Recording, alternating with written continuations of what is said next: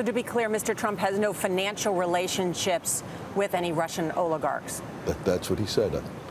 That's what I said. That's obviously what our position is.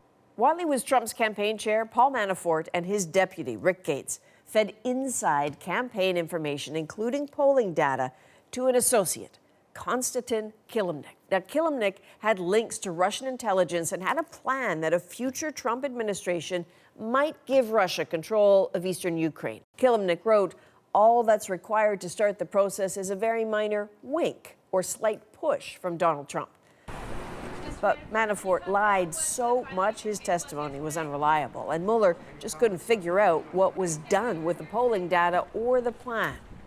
And then there's the infamous Trump Tower meeting with a Kremlin-connected lawyer. She said she would offer dirt on Hillary Clinton, courtesy of the Russian government.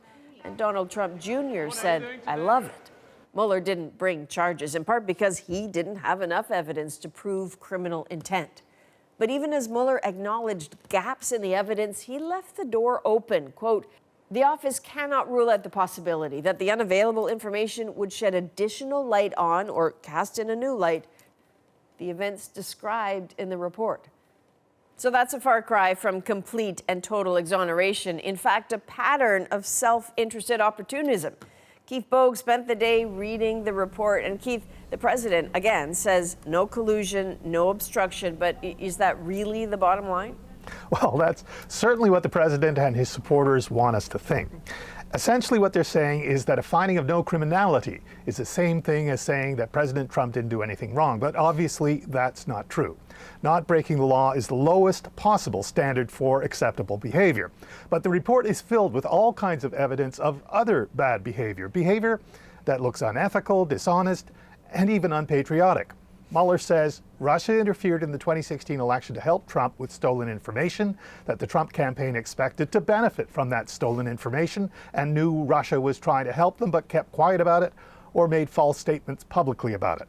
There was evidence of obstruction of justice, but Mueller felt he couldn't recommend prosecution of a sitting president, though he said the evidence should be preserved in case someone wants to prosecute Trump after he leaves office.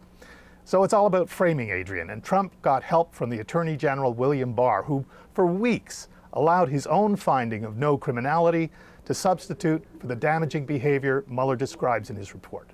You know, listening to you, Keith, for the last 18 months, we've also heard the president call the Russia investigation a hoax, a fake news.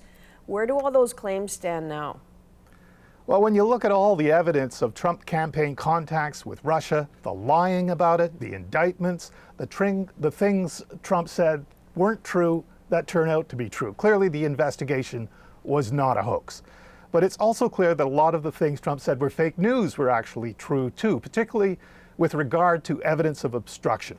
The media broke stories, such as Trump's attempts to fire Mueller, to get Jeff Sessions to unrecuse himself, to try to shape Michael Cohen's congressional testimony, and Trump called it fake news. But now all of that is backed up by the Mueller report. All right, Keith Bogue in Washington. Thanks, Keith. Thank you.